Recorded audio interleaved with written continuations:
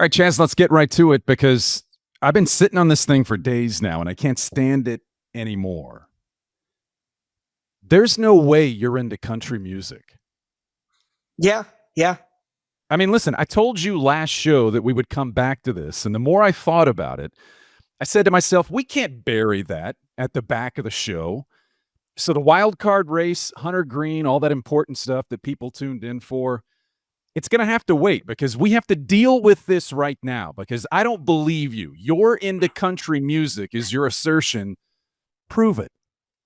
It's been a more recent development, but over the last year, definitely. Here's just the playlist I was listening to just now as I was doing my show prep. It's got Priscilla Block, Lily Rose, Maddie and Tay. Let's go to Mackenzie Carpenter.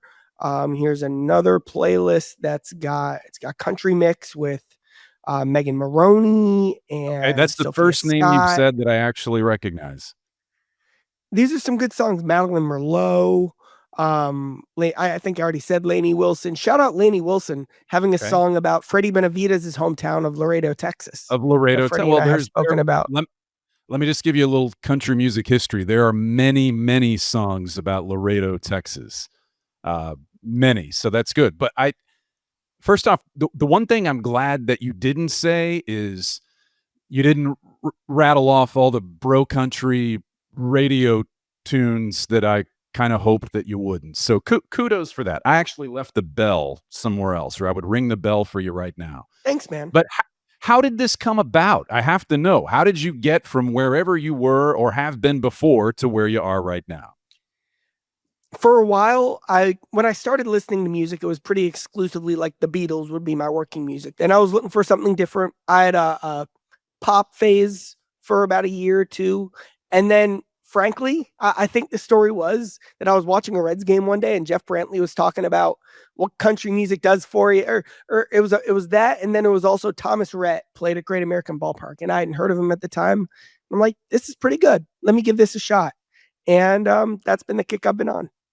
Yeah. And how do you feel living in this musical world that you're in right now? How does that make you feel? When you were in your pop phase, did you dress differently? Was your hair different? And is the same thing happening with the country phase? Brian, you should know about me that I've never dressed differently and my hair has never been different. And I'm a very consistent person, little swayed by outside factors, including the music I listen to. All right. Well, see, the listening audience and the viewing audience should know that. Well, you know that I grew up in Texas. Producer Kent is a Texas guy, and he's there right now, in Fort Worth, and you can see a lot of good shows in and around Fort Worth. We would recommend Kent and I would recommend checking out some Tyler Childers, checking out some Zach Bryan. Now, those have gone from kind of grassroots kind of artists to more mainstream now, but still not the other end of the spectrum that I was talking about earlier. So there are things like that we would recommend for you, but I'm kind of starting to see you a little bit differently now. If I were in the basement right now, where everyone knows on my basement wall is the big Texas flag and there's some Texas road signs, I would point to those things right now and I would say, Chaz, in the name of all things good and pure in the Lone Star State, welcome into a different genre of music. And we would try to help you get there and try to help you maintain your cool factor while you navigate this new world of musical options. It's just something different. Like I also kind of got into like a hot sauce phase. Like it's just different. And sometimes it's beneficial, it's useful, it's healthy to change things up in that way, to have some different experiences. And musically, I've been doing that. I applaud you. I applaud you for that, for your versatility, for your open-mindedness. And when I see Cowboy at the ballpark today, Jeff Brantley, I'm going to say, Cowboy, you've done a lot of great things in your career. You had a big league career. You have an outstanding broadcasting career. I just don't know if you know the extent of your influence.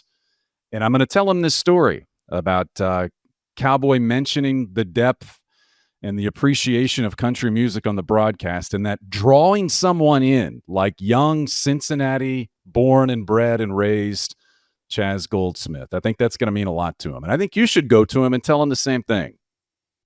It sounds like we have a beautiful conversation ahead of us today.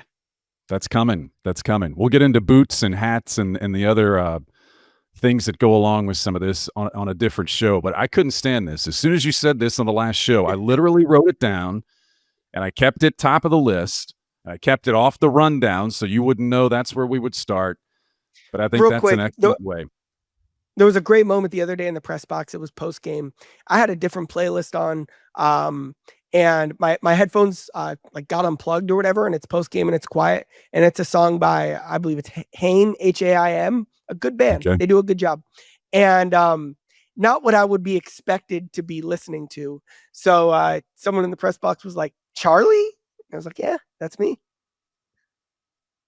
You've grown, man. You're just we're so proud of you. We enjoy watching you grow and change and become the young man that you are. And this is a very important step in that process. Producer Kent is thrilled in Fort Worth, sitting in his office in Fort Worth. Producer Kent is beside himself right now at this new revelation of Charlie Goldsmith, because I think he agrees with you on the Haim. I'm out on the Haim, so now I got to check out Haim. They're good. Kind of a pop rock, old school sound from, a young band in a way that's really authentic. Kemp points out their three sisters. They really do a good job. If they're listening, if they're big Reds fans, you guys do a good job. Ooh, I hope they are. I hope they are. All right. I feel handicapped right out of the gate here because I left the bell in the suitcase. So I don't have my normal punctuation on the end of each segment. So I'm going to be frustrated the rest of the show that I don't have somewhere to go with that between segments, but that's how we start. And I think we've kicked it off in grand fashion here today. So let me say officially, welcome to Power Stacks, proud members of the Growler Podcast Network. Coming up, if we can top the way we started today, coming up on the show, when it's all said and done, what will the story of Hunter Greene in 2025 be? And could it change significantly for the Reds and Hunter Greene in the next 6 weeks? Also, who cares about routine? Who cares about a defined role? The answer is pretty much everyone does except Nick Martinez. The mental challenge of that is one thing, but how does he do it physically? And here's a spoiler alert. Chaz has that story, and it's complicated. And he's hot. He's cold. He's available. Talking about El Oso, Tony Santillan, another Fort Worth guy out that neck of the woods. Tony Santillan, the stoic workhorse of the Reds bullpen, we'll call him. We'll get to all those things coming up. But right now, the leadoff spot is where we start. And injuries have been an unfortunate part of the Hunter Greene story so far. For all the development, the dominance, all the things that went into his all-star season a year ago. He's been hurt some throughout his career. And Chaz, when I sat down and looked at it, I was actually surprised to see how much time he's missed this season. We've been locked up in the Reds, what they're doing, other young players, the potential for the postseason. And Greene has always kind of been, since he's been injured, he's been in the back of your mind thinking about the comeback. But I was surprised to see how much time he's missed. If he comes back, which he's scheduled to do on Wednesday against the Phillies, if he comes back, everything goes as well as it possibly can. The rest of the way, he'll still likely have the fewest starts of his 4-year career. Greene has made 11 starts so far this season. For some context and some perspective on that, Chase Burns has made 8 starts. All of that said, Chaz, if Hunter Greene shows up, looks like the Hunter Greene we've seen before, makes, 8, 9, maybe 10 starts the rest of the way in a perfect situation, if he makes those starts in a playoff race that the Reds are able to stay in, he could change his story of this season with the way he finishes. He could also help alter the story of the season for this entire team. So now that he's been brought back into the conversation by Terry Francona and the Reds and is scheduled to return to the mound, how does that look from your perspective? What would Hunter Greene mean to this team? And what is this season right now for Hunter Greene? What might it become? So the existential question is, what is Hunter Greene's role on the Reds? And kind of what does he mean? And this is what it's all about. A 6-7 week stretch run where a frontline starting pitcher and just a star, no matter what it is. Sure, the Reds need help offensively. Any team could use a star anywhere. Is Greene able to return, and is he in a place to be that? If he does, with the stakes of these games, he can rewrite the narrative of his season in a lot of ways, which, because of the injury, we've forgotten the stage that he was at before the injury. And again, that's just a sign of how much the injury situation, just one grade 1 groin strain and how that was monitored and managed for a couple of months. That's become the story of his season because that's how much of a process this has been. And ultimately, Greene's only had one other chance to pitch meaningful baseball for the Reds. That was down the stretch in 2023. And he had his ups and downs. He struggled coming back from injury, had a couple great starts at the end, but kind of frankly left a sour taste in your mouth in terms of how he finished that season. He's at the stage now where he has to have had learned from that. He sees himself on a certain pedestal, certain stature, certain status. That is reflected in what you do at this point of the year more than anything. When you look at the fact that, what Andrew Abbott has proven this season, the upside that Chase Burns has shown, obviously Lodolo's out, but even the upside Lodolo's shown, like what Greene's role is on the Reds right now, it's time for him to be that, or else Abbott's the ace, or Chase Burns is the star young guy who's stepping into that prominent featured role. Like, now's the time for Greene to deliver. And it's just a big 6 weeks for him. You go back and think, most of those starts, the 11 starts, that was, March, April, and May. He had the first interruption with the groin thing, then came back. I think June 3rd was the last time he was on the mound for the Reds. And it's going to be when he gets back out, August 13th. So I agree with you. Early in the season, we rightly and deservedly called him the ace. I think he embraced that role. The vast majority of the time, he pitched like it. But you make your name not in April and May. You make your name later in the season. You make your name in the postseason. So this opportunity has been presented to Hunter Greene to get back on the mound, get back in the race, and start to be the player that I think he thinks and the Reds believe he can be. The obvious question is, it's been a while. So when Terry Francona spoke over the weekend in Pittsburgh about the return of Hunter Greene, I asked him, it's been a while, kind of where do you go from that? What do you expect? And as Hunter Greene takes the mound on Wednesday and tries to very quickly find the form that he had earlier in the season. Here's Tito on that. If you're talking about like shaking off rust, I get that. But I think we know who he is. His pitches aren't going to change. Just got to build into, I think it's a nice, I don't want to say safety net, but it's a good feeling when I'm out there and I can go 100 and, I'm ready to go. But he's probably not there yet. He's probably not there yet. So if there's a ramping up phase for Hunter, he threw 80 pitches. I'm not talking about ramping up in terms of pitch count and innings, just getting back into the type of pitcher physically and mentally that he needs to be to compete at the highest level with the skills and talent that he has. It's going to be interesting because people are watching. His teammates are watching. When you are someone like Hunter Greene, you have expectations that follow you around. You want those expectations. Here's his chance to prove it. And again, like the story of his season so far is a negative one due to the impact that this lingering injury has had.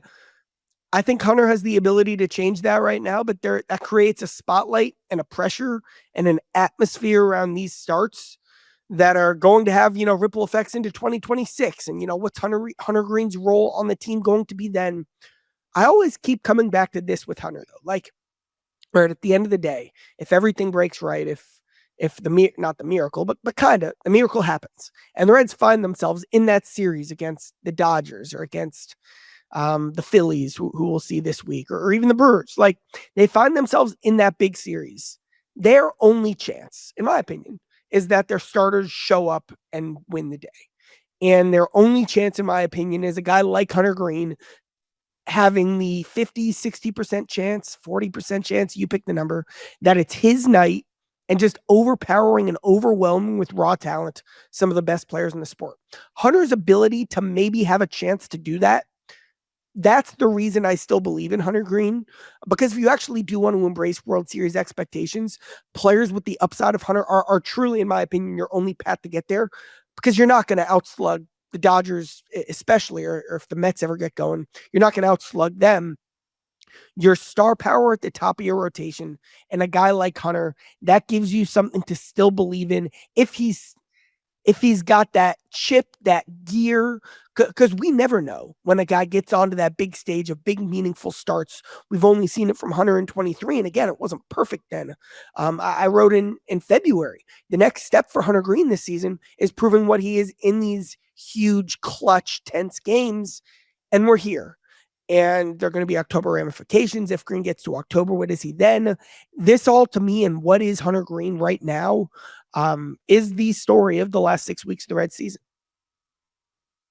Couldn't agree more. You and I both said all season long, most of the season, that the strength of this team is pitching. The strength, to a certain degree, has been the starting rotation. So you talk about the top of the rotation. Let's pick through that a little bit.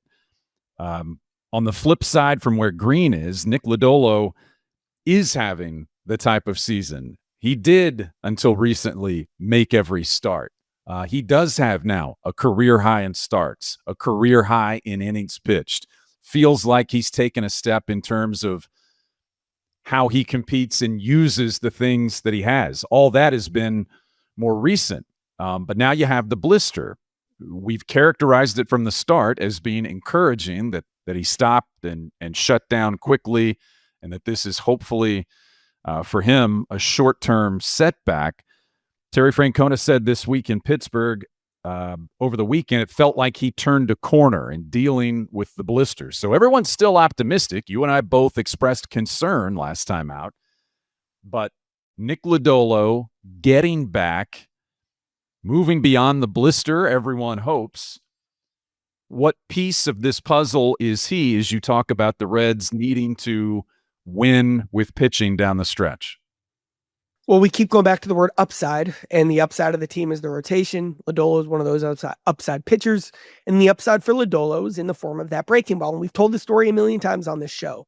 Wasn't quite having it in the first half of the season, was grinding. Then he threw it against Tatis. Then he threw it against Soto. It was coming. And then the complete game shutout was kind of the exclamation point on Lodolo saying, I have found my breaking ball. The breaking ball also is what's always contributed to the blister issue for him. And then pretty shortly after, now he's on the IL with that. So in terms of confidence with Lodolo, frankly, I just need to see him throw more breaking balls. I'll try to watch some of his bullpens and stuff like that. And that's what I'll be honed in on when he comes back from the IL. Because if he's fine, if the blister's behind him, great, perfect. You've got a true frontline starter. If it's not, that's when he really has had to grind. Oh, also, by the way, in 2021 and 2024, blister issues led to overcompensating and led to kind of him getting banged up in other areas. So this is a big storyline too. Like, this is a big deal, how Lodolo recovers in the state of that breaking ball. On to Nick Martinez, because Nick Martinez is the answer to the question, who leads the Reds in innings pitched? Remember on trade deadline of Palooza when I said the answer to every question is Nick Martinez? Well, yes, you did. Here's another answer. There it is. Who leads the team in innings pitched? Who leads the team in wins? Who leads the team in versatility? Who leads the team possibly in good vibes only, to borrow from Gino Suarez?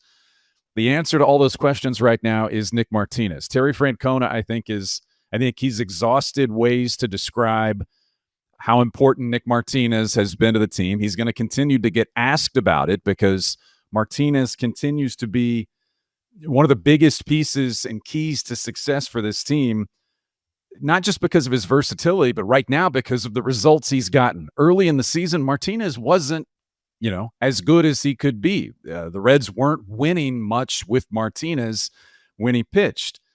But you know what's happened lately? The Reds have won each of Nick Martinez's last 5 starts They've won 8 of his last 9 starts. They won the game in which he came out of the bullpen after Nick Lodolo left early.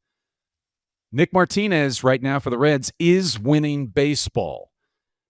He said about his role recently, I've narrowed my focus just to win. That's how he deals with the back and forth between the rotation and the bullpen. I said Terry Francona's out of things to say about him. What more can we say? One of the more incredible things is what I saw the last 2 weeks going rotation, bullpen, rotation, and then maybe even back to the bullpen. And I want to get to that, the decision they have in front of them. But first, so I asked Martinez kind of like jokingly, like, is it as simple as just pushing a button for you, starter to reliever? And he goes, well, actually, yes, because he does push a button. There's this pulse sleeve that he uses that tracks his progress, and then an app that has an algorithm that maps out what his plan needs to be based on the amount and intensity of throws that he gets in all week, pregame, bullpens, out of the bullpen, starts. What do you do when you just threw 2 back-to-back and you're starting in 5 days? Oh, the app will tell you what to do. And that was fascinating. I believe he has a degree in pitch design as well. Like, this is a really smart analytical guy.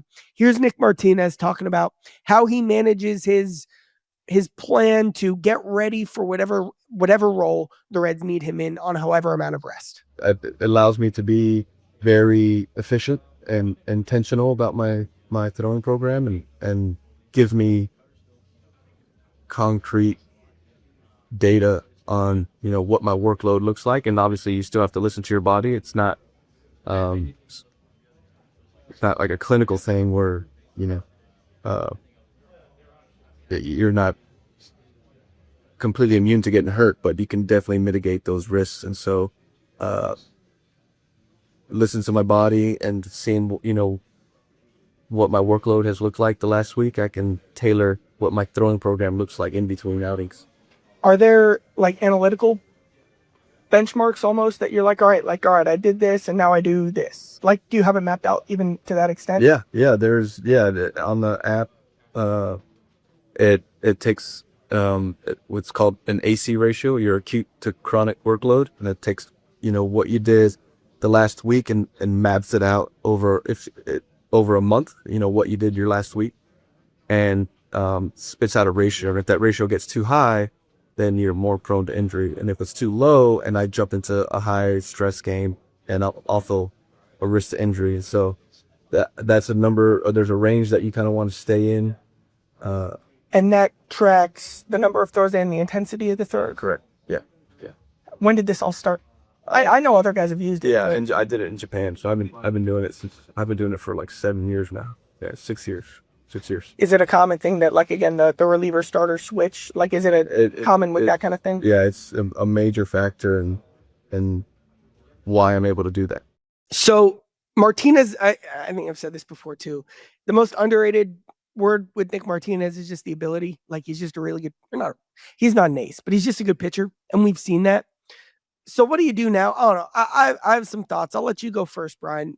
Where are you at in terms of how this rotation shakes out with Greene coming back and then potential Lodolo coming back? Yeah, and so just to lay it all out there, the moving pieces that we've all seen coming, and the good news is that if Nick Lodolo is back, if Hunter Greene is back, you're not stretching the limits of your depth. Now you have depth that you can use and deploy in different ways. And so we've known all along about Chase Burns. You watch his pitches, you watch his innings, but man, especially his last start. I mean, he's had the 10 punch-outs in 4 consecutive starts outside of the rain-shortened start at the Speedway Classic. But the last one felt a little bit different. Yes, it was the Pirates. Not a great team, but it felt like that was a better outing in terms of how he pitched and how he managed himself and controlled what he was doing. So are you comfortable? Are you comfortable just putting Chase Burns in the bullpen or having him pitch an inning or two there and then start again? Can you do that? Can he do what Nick Martinez does? I don't know. Is that an option? I don't know. But I think what Nick Martinez can do. And so I think your entire plan needs to revolve around give him the most, what might be considered the most difficult task, ask the most of Nick Martinez than you would ask of someone like Chase Burns or anyone else. If you got Greene, Lodolo, Abbott, your top three back in, I say whatever the role is where you can maximize the use of Nick Martinez and allow him to take on the most difficult part, that's the path I would go with. The Reds are so the Chase Burns management of innings is also a big conversation with this. So the Reds are bringing back Greene on Wednesday. That's Burns' day. Right. I don't know what they're going to do. It'd be a great opportunity to just skip a start and to just buy Chase 10 days to maximize and manage the innings through that way. Well, don't forget, you have the luxury of having some off days, not just this week. Yes. So you have a lot of off days you bake every that week. in every Thursday for the next 5 weeks. Right. So that's good. Chase is at a point, especially with the way he's maintaining and staying consistent with his velocity through starts, that I'd rather have him in a short starter role than a hybrid bullpen role, especially because of the versatility you have behind him. What is Terry Francona do? He throws all the chips in to win the game as early as possible. Do what you can now and then deal with the dominoes after that. That's a cool approach that he's brought to the table. I like the idea of maximizing that by keeping Chase as a starter because he is one of your best starters, even if you're not letting him pitch deeper into games. So here's what I do. I skip Chase's start this week. I keep him in the rotation. I think right now I keep Nick Martinez in the rotation too, because I think he's one of your 5 best starters. Now, what that doesn't give you is the bullpen upgrade you felt like you needed.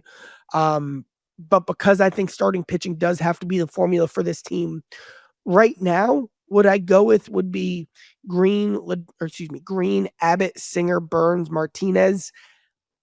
Littell has the versatility and optionability as well to kind of be your long man to kind of save you. You could plan to piggyback him with Burns some. His ability to kind of eat innings is his strength. So use that later in games in more of a long man role, especially because he is your 6th best starter. And then I'm also kind of buying what Ashcraft, Mall, and Barlow are giving you in middle relief right now. So I don't feel like you just need Martinez in the 7th inning right now, which might have been the plan before the deadline. It's not great. It does leave the back of your bullpen a little thin. But aside from Tony on Friday, the back of your bullpen hasn't been costing you games. I think Nick Martinez is more valuable in the rotation right now, at least until Lodolo comes back. It might not matter because you might have to use more 6-man rotation concepts anyway because you're trying to manage Burns. But for now, I want to throw as many chips as possible into the rotation. That might not be what they do. They might just put Martinez back in that short leverage role and try to solidify the 5th or 6th innings. But because of the power that him as a starter has shown, and Burns as well, frankly, I just don't want to mess with that right now. And I think that is like a path to win consistently night in, night out with what they've been showing you as starters. But I also understand not wanting to move Littell around after he just got here. But I also understand not wanting to move Burns around, and because he's always going to be a priority because of how inexperienced he is in different roles. So they have the versatility to do a million different things. I'm prioritizing the best pitchers as early in the games as possible, which is why until Lodolo returns, I would keep Martinez in the rotation, but that's just me right now. No, I agree with you. Prioritizing the best pitchers in the early parts of the game as much as possible. The good news is we're talking about it right now like everybody's good, like Greene's good, like Lodolo's good. That's the best case scenario, and then you have moving pieces. Then you have moving pieces, but I think you handle with the greatest care and try to provide the most successful path, the most chance for success for Chase Burns, given the fact that things have started so well for him, whatever that looks like, and you hand the most difficult task to the guy that's shown that he can do it already throughout the season, and that's Nick Martinez. So can you move some other guys around? Yeah, you can, but you don't know how they're going to do. Nick Martinez can handle it. So whatever is laid out in front of Terry Francona and the front office and the Reds, and if they have someone who's not back yet or someone who is injured, Nick Martinez is the guy I think you make the biggest ask of in terms of trying to keep this one more afloat. point on that, because right. The real case is, all right, like Martinez was your big reliever you acquired at the deadline. And there's a lot of value in that, as we saw for like how much Griffin Jackson went for example. An underrated storyline of the season that I don't know, isn't getting talked about enough is, by this point, frankly, I expected that one of Luis May, Lyon Richardson, Connor Phillips, Joe LaSorsa, Zach Maxwell would have been there right now to challenge for a high leverage spot, to kind of come up like, say, Santillan did last season.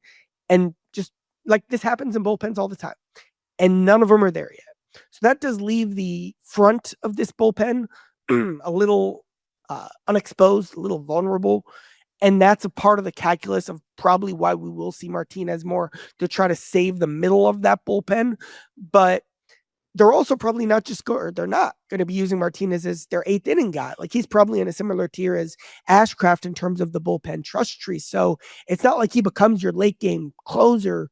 That's a part of it too. Martinez also isn't the most valuable reliever they have. He could right now still be one of the most valuable starters they have. These are tricky conversations, especially with the calculus that's being done from an innings management perspective with Burns. With the bullpen stuff, though, you just wish that those rookies and prospects were a little farther along. Let's wrap this part up with a final thought from you about Andrew Abbott. We've covered the fact that Nick Lodolo has crossed through some of those barriers and is into a part of the season that he hasn't been in before. We've talked about Hunter Greene using this part of the season to prove himself and validate himself as an ace. What does the final 6 weeks of the season, what does that represent for who Andrew Abbott has been previously and who the Reds believe him to be based on what he's done so far this year? Well, this is an epilogue to a podcast conversation we had in May. And I remember I did a long story about this in May. What this season for Andrew Abbott has always been about is August and September, because the story of Andrew Abbott's life has been very, very, very strong starts to the season, and then sliding away, falling off, hitting some sort of cliff. Might be too strong, but in some years he has hit the cliff. Or last year he hit a shoulder injury. He hasn't been quite as dominant like in his last start or two. I still feel optimistic about the work he's done, where he's at. This is a stretch where the Reds need Andrew All-Star Abbott to show up against the Phillies and Brewers. It's going to be the perfect test to see, all right, what is August Andrew Abbott in 2025, with all the real changes he made to his arm care program, to his diet, to his routine, to his flexibility. All that was for this week. And then beyond too, but some great lineups this week where they need a big performance, and it's all, we'll see if it pays off for Andrew Abbott, because this is what it's always been about. All right, Chaz, time now for this week's Reds Milestone Moment of the Week, presented by Glenville Ave. And the milestone moment of the week goes back to Chase Burns. And what's with the double-digit strikeouts? 10, 10, 10, 10. Guys made 8 starts. Double-digit strikeouts in 4. That's history. And what's cool is he's getting them in different ways. You're seeing framing pitches. You're seeing that devastating breaking ball.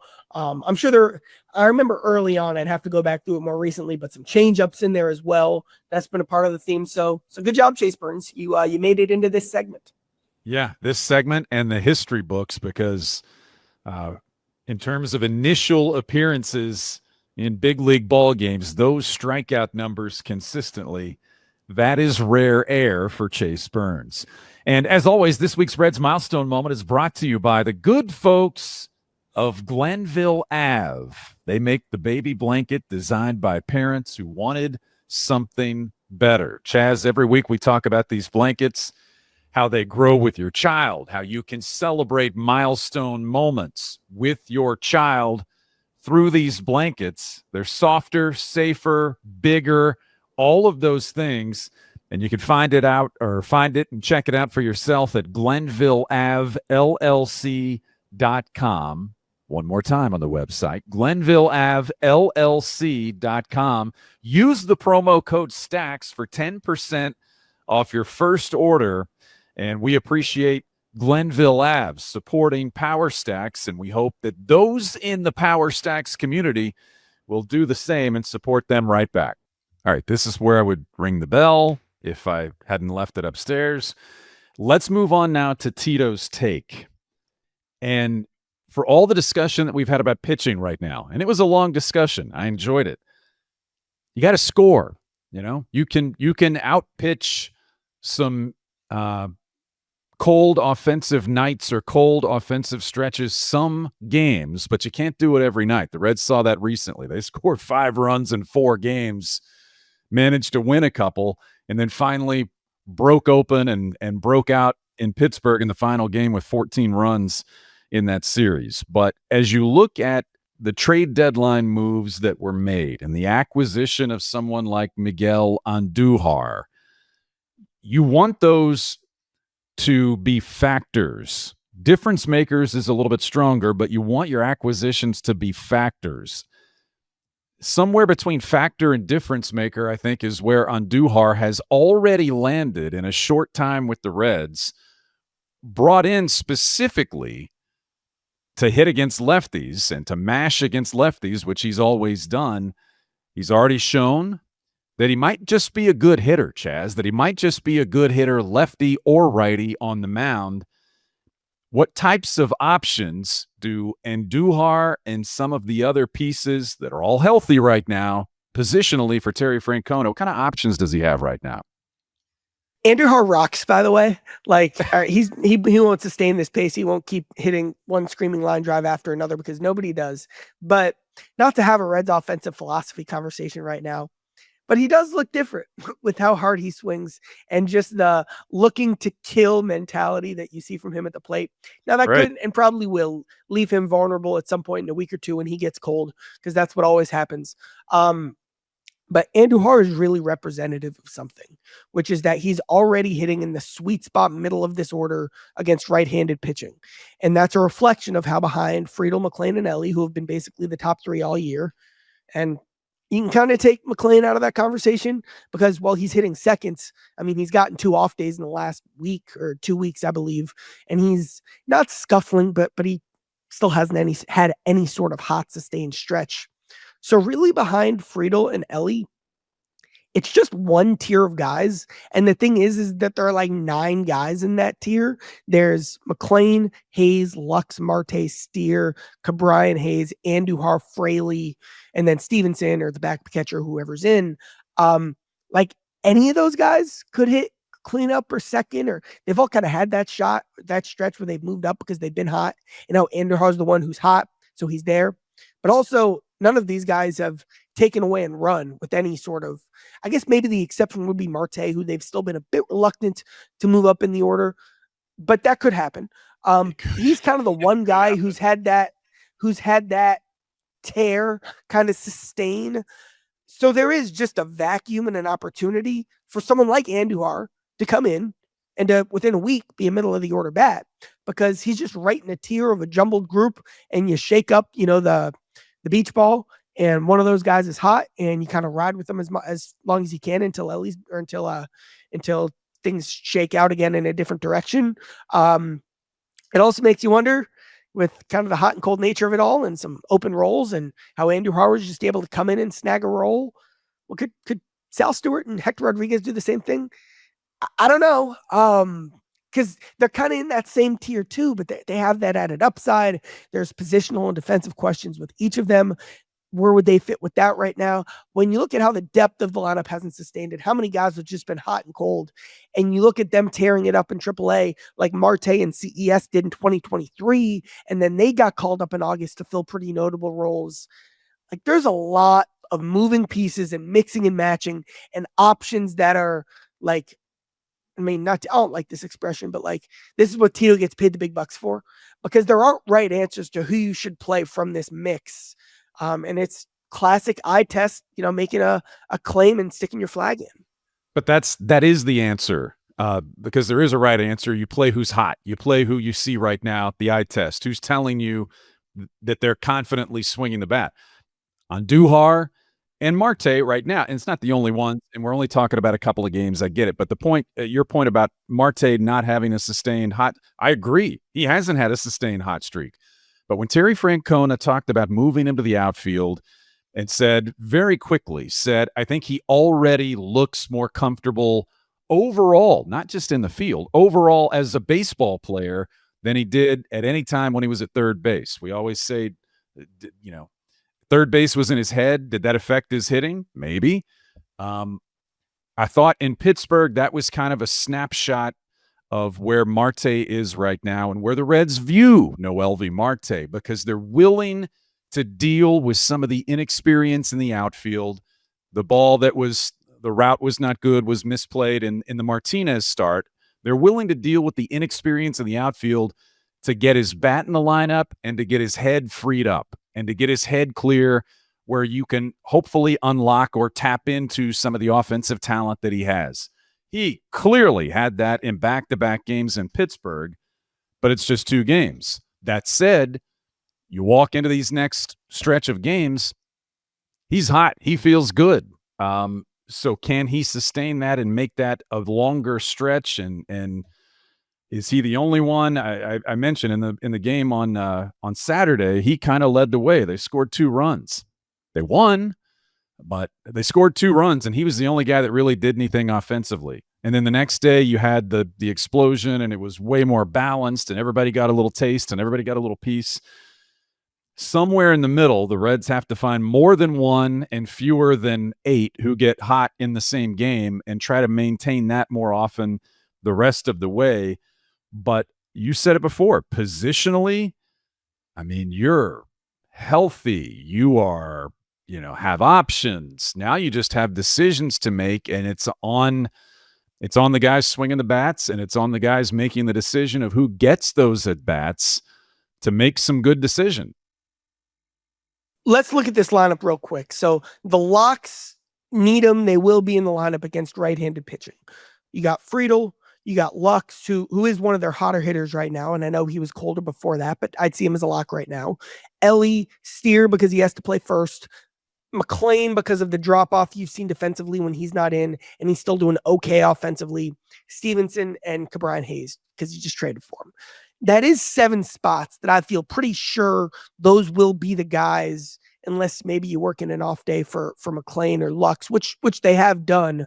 But I feel like you need those guys in the lineup more right now. On the bench, then kind of the 2 flex spots right now would be Marte, who's received a couple of days off, had been a bit colder, but the way he's swinging the bat, you just need that in the lineup right now. I just kind of wrote a lineup real quick. You could put him cleanup. If you went like Friedel, Lux, Ellie, Marte, that looks pretty good. And then Austin Hayes, he's just gotten cold. I'm planning on talking to him today.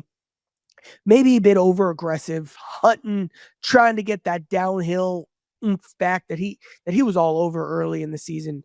But it's about maintaining that he's clearly searching to find right now. Fraley was their best hitter for a bit after the All-Star break. Then he dropped off, and his playing time really drops off. And I really do think he's a guy who gets better the more he plays. He's kind of in a tricky spot right now because he's, again, the odd man out in that lineup, and he hasn't been as consistent when he hasn't been playing every day. And then there's Andujar, who, if you want him in, you got to get him in for Marte or Hayes, or do you think he can play first? That was like an I don't know. Because then that would be a way to give Steer a day off. It's a lot. And then, you throw Stewart or Rodriguez in there because you can make the case that they'd be some of the 6 best hitters on the Reds right now. So, man, it's a lot. And again, they're all in a similar bucket. And one more thing I'll say too, just because this is fun. Brian, have you checked out the Louisville Bats lineup? I took a look the other day, saw some names I recognized. This lineup is loaded, dude.